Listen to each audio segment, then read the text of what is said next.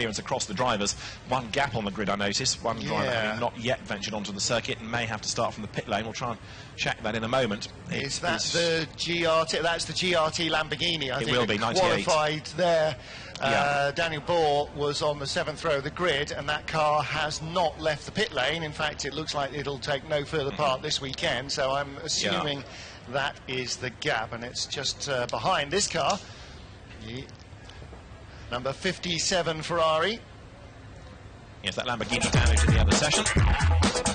It's very beautiful because the people is closer to the race. It's beautiful to race inside the town, the cities. But it's, the only thing that is bad is the walls. The track is very thin, and the walls are very close to the car, so it's very easy to have an accident. But for the rest, it's beautiful. It's great. Stefano Comodini then behind the wheel of one of the two Vita41 Italy Ferraris, number 57, and he is going to line up there alongside the Heiko Motorsport Mercedes. Mike Parisi is at the wheel of it, very experienced French GT racer. He's got some work to do on a narrow circuit from the 4th row, but certainly Mike Parisi is going to be a man to watch in this race, no argument about that. And there is another very quick car to keep an eye to. Jelmer Berman, he is going to start 5th on the grid. He's been racing this car within the FIA GT1 World Championship this year, lost that title in the last race when he was helped off the road in a big accident at Donington Park by Marcus Winkelhock. But Jelmer Berman, good to see him back here, and he is going to be a potential winner of this race. And lining up alongside him is Bernd Schneider. Let's learn a bit more about the German driver now. I'm 5-time DTM champion. Do you need more? As a race driver, of course, it's very challenging here. The walls are very close, and between hero and zero, it's maybe less than an inch. As I heard that a lot of people can watch the race at TV. This is very promising for Baku, but also for the car manufacturers, of course. It's helpful to selling cars, and I hope we can sell some over here.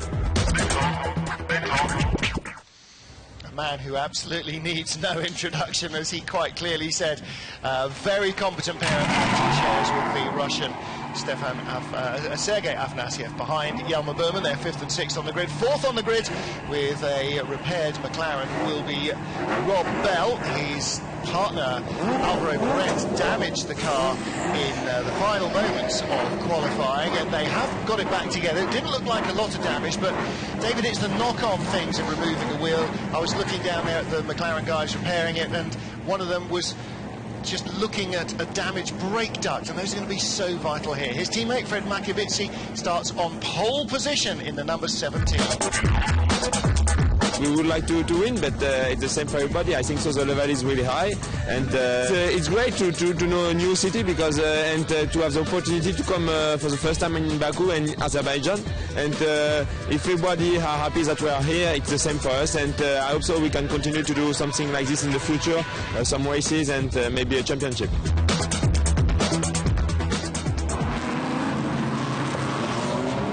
So that was our poleman, Fred Makiewicz, hoping that he can win this, and who knows why he might not. There's any number of different reasons. Most of them are concrete, and they line this 16-corner street circuit at Azerbaijan. The car's out now on their formation lap, getting ready for the start of this first ever City Challenge race. Fred Makiewicz from Sean Edwards, McLaren and Porsche.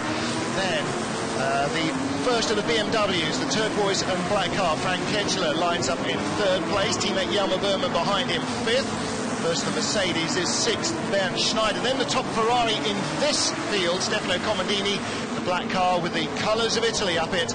That's 57. He starts in 7th position. And there's a wide variety of different machinery. Unfortunately, David, although we have got almost everything, we have lost all of our 3 Lamborghinis. None of them will start the race, so we've still got Mercedes, Porsche, Ferrari, BMW and Corvettes out on the track. And we've got one or two drivers that were still playing themselves in the qualifying session, and I think you'll find a few to work their way up the order. Mark Thomas, the Canadian driver, an example. He had an accident yesterday which really derailed the Milner Motorsport attack for the weekend. He was attacked by a Lamborghini coming out of the pit lane, and it squeezed him into the wall.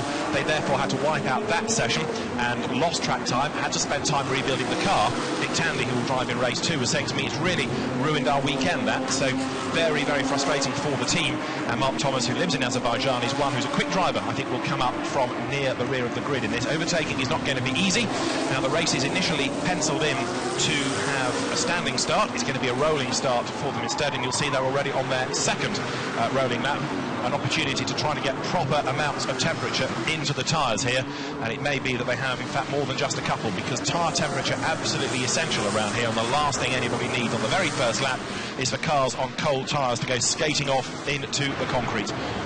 Cold tyres, cold brakes, they will be your enemy here on these first few laps, and of course so many drivers will be trying to make up position away from the grid, because you know that before the driver in front of you settles into a rhythm on the circuit is the best chance to strike, and that's possibly what we're looking at from the white Porsche in second place, Sean Edwards. If he's to get by the McLaren, he knows Fred Machiavizzi is not likely to give the lead away in that silver, black and red McLaren, so Sean Edwards may go hunting for the first corner. The problem is there's not a lot of room. Some of these are fairly wide boulevards, but there is no room for error. Safety car will pull off. We are getting ready to go racing. 2x2 formation through the final corner, and then they will be greeted by the red flag. It's up to Machiavizzi in the McLaren to pace the race. The red lights are on, and the green flag, the green lights, effectively get ready to go. As soon as the lights go off, they can nail the throttle. This is a good-looking formation. The two Corvettes at the back need to join up, but other than that, it is 2x2x2. They're going through their grid rows,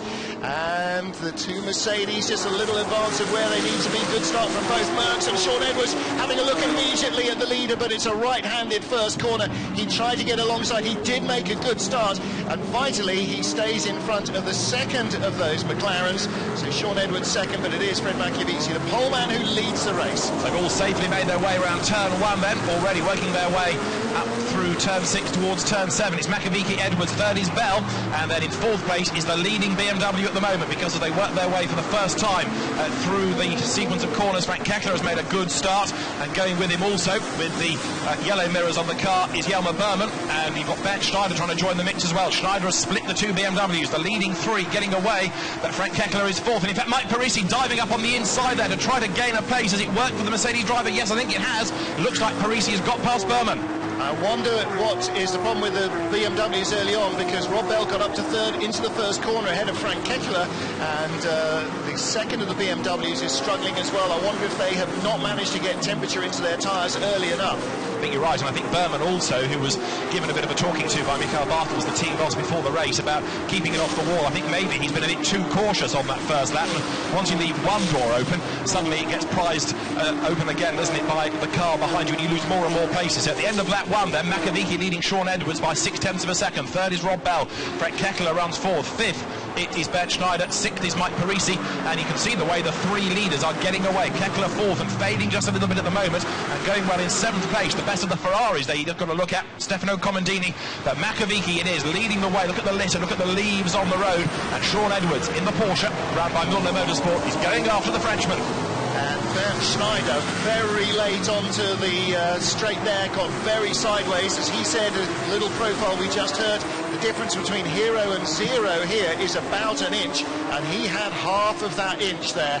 So he just got away with that. He actually rubbed the car down the wall in qualifying on his fastest run, but didn't make too much damage. He is intent on chasing that lead BMW. He's got his teammate, the second Mercedes, is right behind. They're very different colours, but they are still run by the same team. So they work their way then through turn 3, 4, 5 for the third time of asking. Another of these very, very tight corners that will lead them up the short straight. First gear in the Porsches, this next sequence. And then as they come up towards you now, turn 7, the cars turn their way through the right-hander, and Sean Edwards is staying on the back, isn't he, of the McLaren. Rob Bell in third place, holding his watching brief in third, but it's only a 30-minute sprint. He can't afford to hang around, although to be fair to Rob Bell, this is the first time the car has run since the accident that Alvaro Perret had, so to give him the benefit of the doubt, maybe it's 99% perfect, not 100, and no doubt it'll be tweaked a little bit more, ready for Perret for race 2, but Rob Bell is there third with a good margin over Frank Kekler. Yes, he has, and it doesn't matter how far you are behind second place, if you're in front of fourth, you still get the points for third place, because this race is not about winning glory or winning trophies. It's the points that you earn for your position, and your co-driver also earns in his race that will decide the grid for Sunday's 60-minute race, and that will be then the final hurrah around the streets of Baku. And at the moment, exactly as Sean Edwards was expecting, Fred McAvinky making no mistakes, little deep perhaps there into turn one, but no dramas. He got inside the curbs. I spoke to Sean, I said, well, maybe the tyres will go off quicker on the McLaren than on the Porsche, and he said, no, the tyres I don't think are going to be an issue here. Tyre temperature is not bad. The track temperature is in the high 20s rather than the 30s or the 40s, for instance, as it might be if there was really bright sunlight all day. He said they did 3 hours of running in free practice in that second place Porsche on one set of Hankook tyres. He said they still did a 2-minute 5 lap at the end, which is a competitive race time. So he said, drop off, not going to be a problem. And he's certainly not dropping off the back of the leader. If anything, I would suggest Sean Edwards is closer this time, although in the first sector he was a little bit slower. In the second sector he is quicker. So Edwards in the white Porsche there, the Jaguar Energy Drink sponsored Porsche, Jaguar sponsoring a Porsche, surely not, is catching the McLaren. And also for third place, Rob Bell is being caught a little bit by Frank Kekler.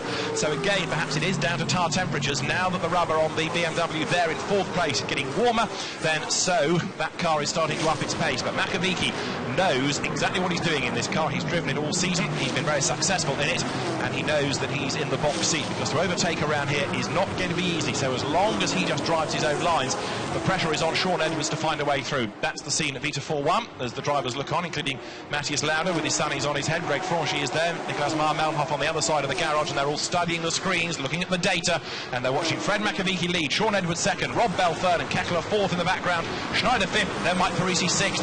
Two Mercedes then running at the back of that leading sextet. And of course, the drivers that aren't racing now, as in any endurance race, they are looking with everything crossed, because there's going to be a 30-minute period between race 1 and race 2 to repair the car if such repairs are needed. So if you damage the car now, you're damaging it not just for yourself, but also the knock-on is you're damaging it for your co-driver's race as well. Now, one of the factors that we've talked about a little bit is the temperature in the air. What about the temperature in the cars? Look at the front of this white Porsche in second place next time we see it.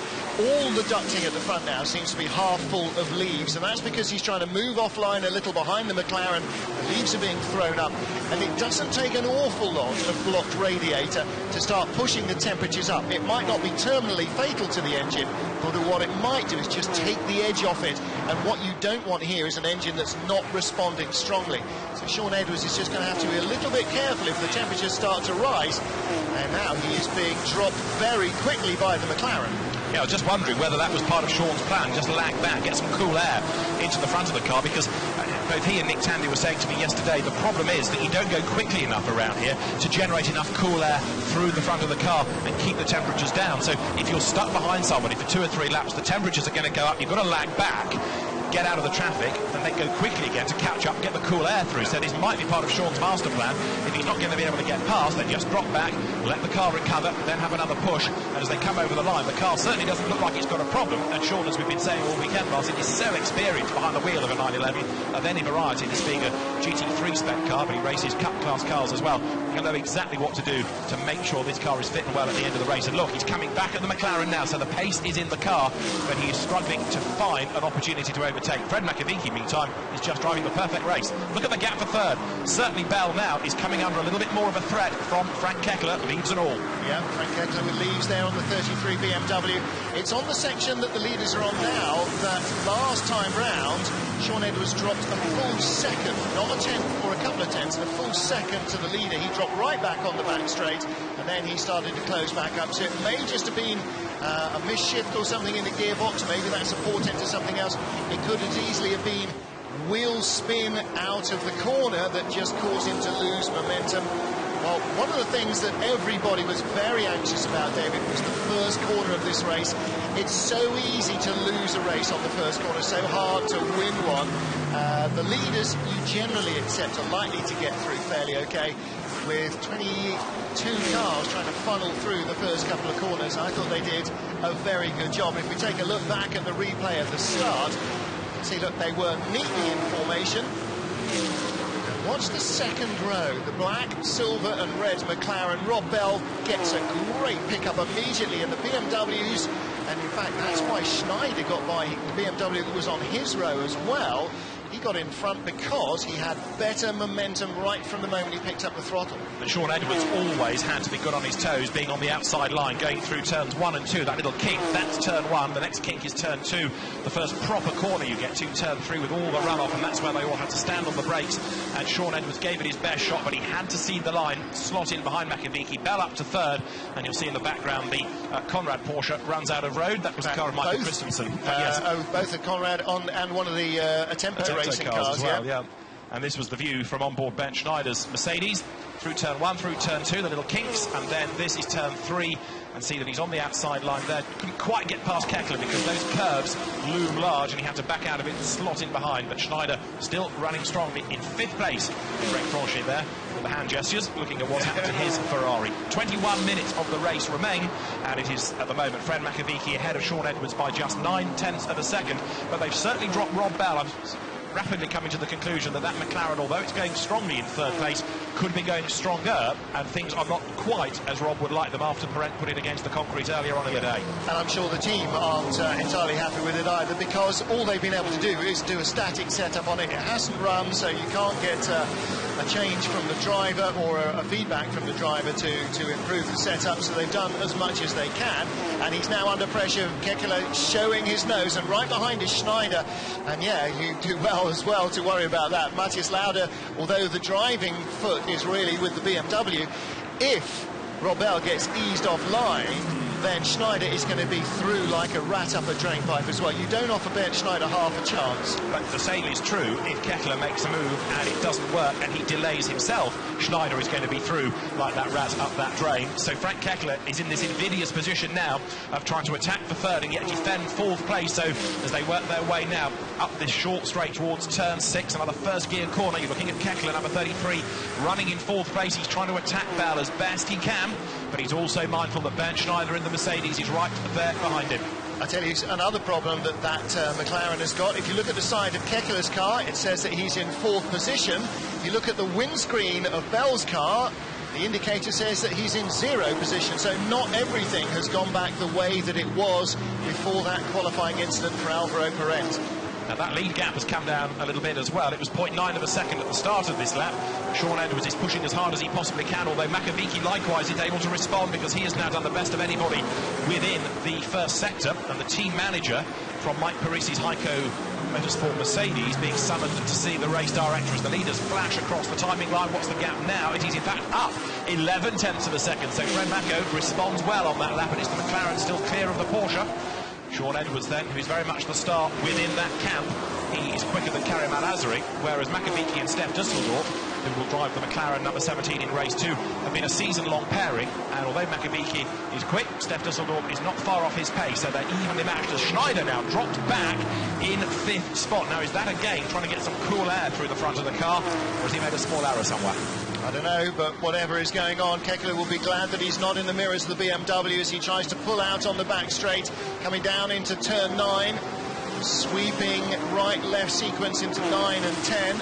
10 drops away on the outside, right down towards the concrete wall. As you see, they're crossing this 2-lane road, and of course it's higher in the middle, so you go across the high points and then drift out on the edge of the corner. It drops away down to the curb, or in their case, the concrete wall, so it exaggerates the fact that you're drifting out wide. You have to allow for that, because if you start to get slippery slidey there, then the concrete seems to have this magnetic effect and just hoovers you in. 1.1 seconds between our race-leading pair, Fred Makovic in the silver, black and red McLaren, Sean Edwards in the white Porsche. We're looking at the battle for 3rd, and the identical McLaren, Rob Bell, with Frank Kekler in the turquoise and black BMW. He's in 4th place. Ben Schneider dropped back a little. Mike Parisi in 6th position has dropped back some way now off the tail of Schneider. I I wonder whether his team manager's been asked to go to race control because of being just not quite up in line as he should have been at the start, and maybe jumping away a little. Parisi was in front of his row grid mate right up Ben Schneider's exhausts. And the other question mark in this, for my money, is Jelmer Berman, because as you said on the first lap, has he got some sort of problem? He's been mugged and dropped back into 8th place. That's very, very hard from there to make much progress. Jelmer Berman, if you go back to his single-seater days, Formula 3 and Formula Super League cars, in which people said you couldn't overtake, he was always one of the good overtakers. Well, he's going to struggle a bit from there, but why did he lose out on that first lap? Seemed as though he got elbowed out wide, and then more people came flooding past him. The leaders now have got a bit of a problem. It's the traffic already. As we approach the halfway point, they're in and amongst the back markers, and so the slower cars, the Corvettes, for example, they're going to negotiate first. The drivers will need to be on their toes and make sure they get out of the way, and so Fred Makoviecki may lose out a little bit here, as he's a bit careful, being the first one across those slower cars. This could be Sean Edwards' chance now. The gap had come down anyway to just 3/10 when they last went over the line, so Sean Edwards then, as we approach halfway, is fighting back, and so too is Keckler. Look how close he's got now to the back of Bell. This is for 3rd and 4th. The McLaren ahead of the BMW still. Schneider is catching back up as well in 5th place in the Mercedes. And all of them collecting lots and lots of leaves. It's a bit more blustery today than it was in yesterday's free practice. Lots of leaves in the cooling ducts. And when you're in the lead of a queue like this, that's not so much of a drama. When you're right up behind somebody, their car blasting hot air at your car anyway, the ambient temperature rises, temperature in the radiators rise, and it just takes a little bit out of the engine. There's Mike Parisi, the white and blue Mercedes, down in 6th position. They're coming up behind 28 now. 27 Corvette is in the pits. Blue flag waving to more traffic ahead of the leaders. You can see that gap is nothing at all, but also now look how Bell is under real pressure from Frank Keckler. It's not just because of traffic this, it is because the BMW seems to be getting stronger and stronger within this race now. We are just about at halfway. Schneider is running 5th, and you're on board with Keckler. Eyes totally focused on what's going on ahead of him. It is Rob Bell, and again they've got a slower car that they'll need to negotiate in a moment then, as they are up onto the tail of the 28 Corvette, the car in the hands of Jürgen Bender. Well, Bender pulled right over, hard left down the straight to let the leaders go by. He's no fool, he knows exactly what's going on, and here is a challenge for the lead. Sean Edwards really pushing hard. Don't forget that gap was out to 1.1 seconds before they caught the Corvette, and has closed right down, and there is another car in front of them, and that is a white Porsche, the number 14 car of Elia Earhart. No, it's not Earhart, because that's got a blue tail. So there's another one of the white Porsches. There are your leaders. It is Elia Earhart, in fact, in that bright blue Porsche that he shares with Philippe Eng. That is the next car. So the leaders are now up into the top 20. And closing hard, and this is another chance for Sean Edwards. Because the car they're about to lap is the other Milner Motorsport Porsche. Any team orders here, any team tactics? No. Mark Thomas gets out of the way, and Sean Edwards dives for the inside there, but he sees a yellow flag that was quickly withdrawn. Question 1, why the yellow flag? And I think they meant to wave the blue. Well, yeah, the frustration for Sean Edwards is that the move that might have been worth trying, he had to back out of because of that yellow flag.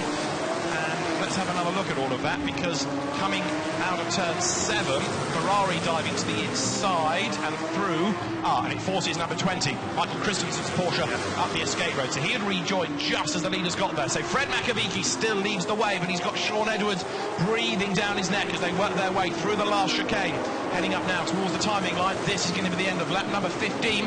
Over the line goes Fred Makoviecki. Behind him is Sean Edwards. They break the timing lead now, and the gap between them is just under half a second. The two of them then go through within 3rd place. Rob Bell, who's having to defend for all he's worth in the second of the Hexis McLarens. And now, of course, the drivers having to concentrate not only on their own battles, but on all the back markers as well. No pit stops today. That is only going to be tomorrow, or at least mandatory pit stops in the 1-hour race. Hang on to that big hand for tomorrow, young sir. For now, it is just a further sprint of 13 minutes to the checkered flag here at City Challenge. And Fred Makoviecki leads Sean Edwards, but only just. Yeah, there is the view. 1st and 2nd, very close together on the road. They are lapping some of the Porsches. Slightly different specification on the Porsches to the front runners, but nonetheless, they're all in a race with each other. So very close between these cars, and at the moment Fred Makiewicz, our race leader, has just done enough to fend off Sean Edwards. Edwards, winner of the Porsche Super Cup race on the streets of Monaco back in May, supporting the Monaco Grand Prix. He knows what it takes to win from in front, and so he knows how hard it is going to be for him to try and win from behind in that Porsche. Look here at the cars, and you can see there's increasing amounts of little tyre debris around the edges of the track, and David, that's always a danger, because when it's clean at the start you can run a little bit wider, a couple of inches maybe, and get away with it.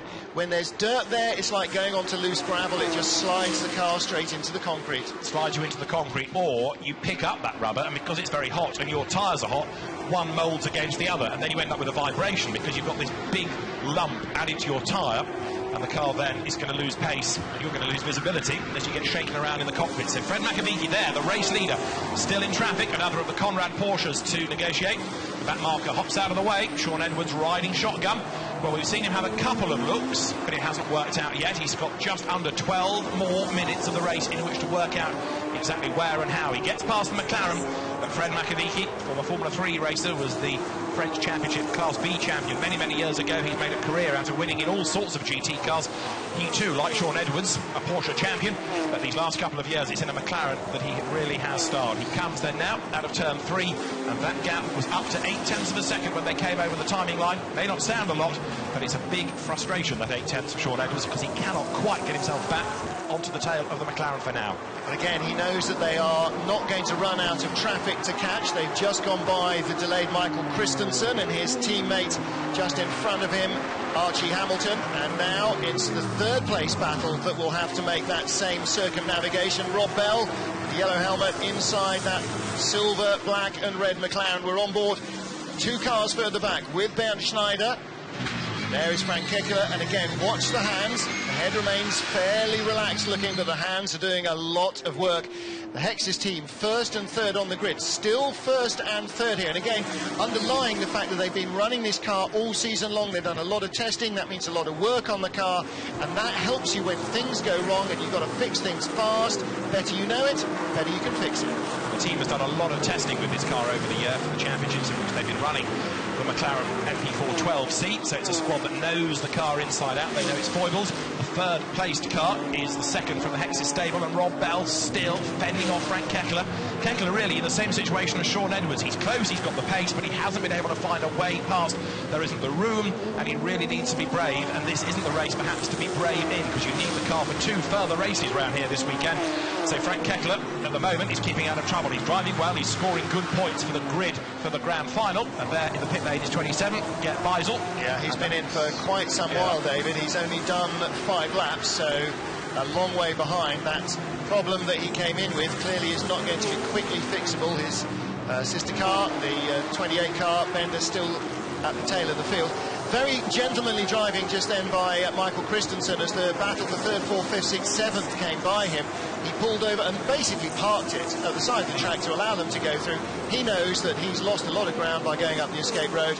He's not going to lose a position to a rival by being helpful, but it's just, you know, good manners to try and allow the front runners to get through without drama. Exactly, so Michael Christensen, part of the Porsche Junior Driver Programme, snapped up for that this year, having raced Formula BMW in the past, so somebody who clearly Porsche has its eye on for the future, and there are lots of Porsche stars and people on the Porsche payroll around the globe. He'd quite like to add himself to that list. Now, what about Kekele here? Number 33, the black and turquoise BMW, the Vita 4-1. He's coming back at Rob Bell, and look behind. The Mercedes are getting closer to each other. Mike Parisi now, he's closing on Bernd Schneider in the red and white Mercedes as Kekele makes his way then now out of turn 8 onto the back straight, 4th gear, 180 kilometres an hour, and then you're hard on the brakes again for turn 9, down to 2nd gear, really wide part of the circuit.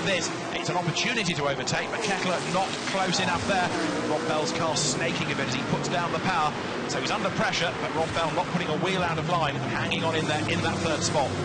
Another of the factors, of course, of racing on a street circuit is how bumpy these streets are. Even though they're relatively new and they'll feel pretty smooth in a normal road car with lots of suspension travel, racing suspension is very rigid. It's like riding a skateboard along a pavement. You feel every crack, and you can see the cars bouncing over the manhole covers and little ripples in the road, and that all affects where the driver can and can't place his car, and that can make a big difference We're hearing that it's an engine problem for the number 27 Corvette, so that would appear to be certainly the end of the day for Gert Weissel. Yeah, that car struggled for speed over the weekend, and looks like it's still in strife as Frank Kekler there in fourth place, the young German driver who's raced this car within the Blancpain Endurance Series all season. He's racing the GT Masters, the German-based championship as well. He's hustling on behind Rob Bell. Philippe Duman nearest to the camera, the man that runs the Hexis team, keeping an eye on both of his cars, one leading. And wait, and you'll find the one in third place. But isn't it fascinating to see what that gap is between second and third now? Part of it's traffic, I know, but also Rob Bell having to take a more defensive and therefore slower line to keep at bay Frank Kekler. It's working for him. He's still very good for third, and Kekler, try as he might, just cannot find a way around him. Well, interestingly, Rob Bell set his own fastest race lap last time round, so it's not that he's losing speed compared to what he had at the beginning of the race. If anything, perhaps he's really getting to grips with driving his car and finding a little bit more in it than he did when it was fresh. Bernd Schneider again, that's the other half inch. He's now used both half inches that separate hero from zero. Next time it won't be a brush with the wall, it might be a kiss, and that's the sort of thing that leaves you with only 3 wheels on your wagon. As Fred Makoviecki then still leads the way. The number 17 Hexis McLaren again finds a bump in the road. You see a bit of correction applied there, but the outcome is good. He still leads from Sean Edwards, working their way now towards the end of the lap. And this section that he turns onto now has much newer tarmac than the rest of the lap. It was the problem this morning in that it wouldn't dry, but it does, when dry, give them a lot more grip and a lot more speed. And so when you get to this part of the circuit, everything becomes a little bit faster. Over the timing line, Makoviecki it is up front. The gap was 0.9 of a second. The gap is now 1.4 seconds as Sean Edwards drops back a little bit. Try as he might to bring down the gap to a point where he can challenge. Makoviecki just looks so strong. I tell you what, the gap now is so big between first and second and third place Rob Bell that they are now out of shot on the front straight before Bell comes into view. He can't see the second place car in front of him. So he's, again, look, there he is coming out onto the back straight, onto the back straight in a couple of moments. But the lead pair, as he turns left here, are turned already off the back straight, so that is a really major part of real estate. Of course, he's not looking at that, he's just keeping his eye on the road and trying to avoid the fact that this man, Frank Kekler, is halfway up his exhaust pipe. And Kekler, remember, is the best of the BMWs. He was very strong in qualifying. Matthias Lauda, who will take the car for race 2, was only 3,000ths of a second off the Kekler pace, so they're very well matched, those two. As you can see there in the white shirt, Hartmut Bayer, who is the man behind City Challenge. And the Vita 4-1 BMWs have carried the stickers for the event all season long. And now he looks on as Kekler is closer than ever before to Rob Bell. 5 minutes to go. This is the fight for third as they come over the line. The McLaren gets away by a length or so in a straight line. But look at Kekler on the brakes, closing right up once again. As they went over the timing line, the gap between them was only 0.3 of a second. But Kekler now striving to find the opportunity to get past. Which car has the better traction out of the slow corners? Let's see, because it looks as though Rob Bell is able there, coming out of turn 6, to just edge away ever so slightly. I wonder what Rob Bell learned about his car on the 2 formation laps and driving it round to the grid. Not an awful lot, because you're going at a very pedestrian pace, but I'm sure he felt, well, at least everything sort of works. But that move that he made on Kekler away from the grid to grab third into the first couple of corners, that might well end up having a very major effect on the remaining part of the weekend, because he may not have as quick a car as the BMW driver, but he is in front of him on the road. And as everybody who's been frustrated following a tractor down a country road will know, it's not the speed in your car, it's the speed of the car in front of you that dictates your pace. Jos Verstappen there looking on, because he will drive in race 2 in the car that Jacques Villeneuve is currently behind the wheel of. We've not really talked about Jacques in the course of the race, but he's keeping out of trouble in 10th place. In fact, he put it in the wall yesterday. Damage wasn't too great, and 10th at the moment is where you will find JV, as Sean Edwards has to wriggle his way through traffic. Fred Makoviecki here is being delayed. He's found himself in a Porsche battle, really, hasn't he, amongst the slower cars, one of which is there, you can see Mark Thomas in the Milner Motorsport Porsche further up the road. So Fred Makoviecki puts a lap there on the 66 Porsche in the hands for this first race of Timo Ruppkyle, and the Corvette up the escape road looking into the distance. That can only be one man, so Michael Bender having problems with that car. We talked to him just before they left the pits, and he was saying normally they run 80-degree temperatures in the front tyres. He said they can't get them above 60 degrees. What does that mean? Well, to your road car, nothing. But effectively, for a racing driver, it means like you're on snow on a normal road tyre. And trying to find a way through is the race leader, and he does so just, and the number 8 stays well out of the way. Yeah, that was Mark Thomas going over the escape road there, but that was very, very close to Fred Makovici, and he's lost out by that. You can see why he had to be so desperate, Martin. He was losing the time to Sean Edwards. Let's have another look at it. This is diving into the kink at turn 1, and there was just about the room there. That was a real heart-in-mouth moment, but Fred Makovici utterly committed to that. Look at that. You think it's going to end in disaster from that angle, certainly. There was just about enough McLaren's width, plus a coat of paint. That was all Fred Makovici needed. Look how close he gets to the barrier, the end of that concrete wall, and just gets it turned in that chicane inside the curb. Sean Edwards close, another couple of car lengths there, but there was no option. Makovici had nowhere to go. He had to try and go by. Mark Thomas as well had nowhere to go. There's no runoff, there's no spare track. He couldn't have gone anywhere else, so it was, just enough room. They both survived it. Coming over the line, they're going to get 2 more laps out of the race, I would propose, looking at this. So as they come through, a flying lap is 66 seconds, just under 2 minutes remain. There should be this and one more. And oh joy, says Fred Makovici, yet more Porsches I've got to find a way past. Elia Earhart's car, run by the Monitor team, is going to be the first one. And the blue flags busily waved by the marshals, many of whom are German marshals. The event run under a German permit, so lots of German officials here running the event. And Fred Makovici has got caught up behind those slower cars. Sean Edwards is catching. That's a battle for position, because Armin Arka in the other car, the Tempo racing car, the white and pale blue Porsche, they are battling for position with the all blue Porsche right behind, so they don't want to give up anything either. And Sean Edwards runs out wide, gets a little muck on the tyres perhaps, and a great opportunity from behind. Almost for a pass, but it didn't quite happen there for Elia Earhart. That's given Fred Makovici the win, I would suggest. Sean Edwards had to get past the traffic. He dived up the inside, had a little bit too much speed into the corner, ran out wide, and that means the gap has widened markedly now between McLaren and Porsche. So Fred Makovici, who has led all the way, is about to come onto his last lap of the race with more breathing space than ever before. It's been a great drive by the Frenchman. Sean Edwards, to be fair, has not given up yet, and he's still pushing on. Bell is 3rd, Kekler 4th, and Schneider is 5th as they come through to start the last lap of the race. But it looks as though it's going to be Fred Makovici to go into history as the winner of the first ever race around the streets of Baku. I don't think that the battle for 3rd is going to catch that 4-way Porsche battle that we've just seen the leaders zoom by, but it's not beyond the bounds of possibility that Fred Makovici might catch another car at the moment. No, it's not. There is nobody really that close in front of him. The next car is 3 corners away. That's going pretty decently as well, so Makovici on his way around this last lap. He's not going to catch Louis Machiels in the Ferrari. He is going to take the checkered flag as time has run out. This is the last lap of the race. Makovici has not put a foot wrong. He had to fight off Sean Edwards in the first corner and a number of times since, but the pole man, having the dominant upper hand in terms of track position, will take the victory. He takes the checkered flag. Winner of the first race of the Baku City Challenge 2012 is Fred Makovici. Sean Edwards, hoisted by traffic in the battle for the lead. He takes 2nd, and 3rd goes to Rob Bell.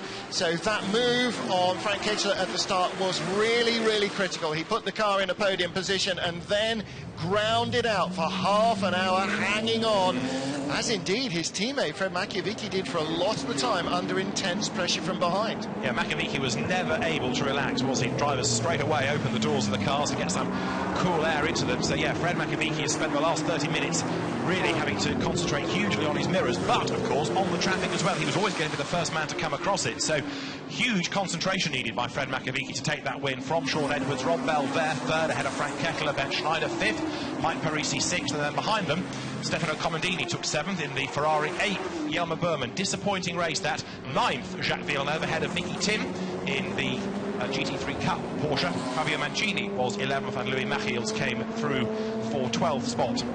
Yeah, that was a late move by Villeneuve to get himself in front of Team, but he was a long way behind Jelmer Berman. Nearly half a minute further back, the gap between 8th and 9th place. So Berman, the big loser there, qualified strongly and just got completely sandbagged at the start, shuffled down from 5th to 8th in lap 1. And it's a long way back from there in a shorter race like this. The second sprint race will feature, of course, the second driver from each of these cars, and that will be a similar format, 30 minutes, just straight out lights to flag. Tomorrow, with pit stops and driver changes, there is a potential, maybe, that things can go wrong in the pit lane. That's always the drama with a pit stop in a race, and you might be able to pick something up by careful use of strategy, although on a track this short, there aren't going to be many gaps in traffic. The other element to the pit stops is that they have to be to a time, 75 seconds pit in to pit out, rather than be what you might call a natural pit stop, where you can legitimately gain time. But what you can do is lose time if the driver stalls, for example, or if when you do the tyre change, a wheel rolls away from you and you go over that 75 seconds trying to retrieve it and fit it. That can go against you. You're not going to gain, but you could lose. And if you lose time, you can lose places as well. So there's that to factor in tomorrow also. The cars now make their way to Parc Fermé. The drivers will go to the presentations as the door opens. Rob Bell there with the bright yellow crash helmet will get out of the car. See the laptop on the roof there, they're downloading data. They're going to be downloading a lot of data from Rob Bell as well. The engineers will want to know now, Claire, how was it? You just saw the comme ci, comme ça, head shaking. Probably not the Geordie phrase that comes most to mind. There's his teammate though, our race winner, looking pretty happy, as well you might expect, as well as maybe just a little warm. Yes, I tell you a lie, they're not in fact going to technical checks. They stop with the teams because the preparation time starts now rather than the scrutineers having a look first. They will go obviously for scrutineering after the second race, but Fred Makovici there is congratulated by Steph Dusseldorp, who now needs to get on board that car as we will get ready for race 2. Sean Edwards for today has done his on-track work. He'll have a quick word with his co-driver Karim Al-Asari and tell him what the track is like and where the car is strong. And Fred Mako there talks to the Dutchman, Steph Dusseldorp. They've made a very good combination in GT racing this year, and they are in the Hexis. Now, not a natural combination to put in a car together purely on physical size alone. Yeah. It's like Alexander Wurz and Anthony Davidson, isn't it? You know you're going to have a seat that moves forwards and backwards. In a road car-based chassis, that's not so much of a problem as it would be if you were, say, sharing a Formula 1 car, which is tailor-made to the driver. But nevertheless, they still have to have, that in mind when they're working with the two drivers. They will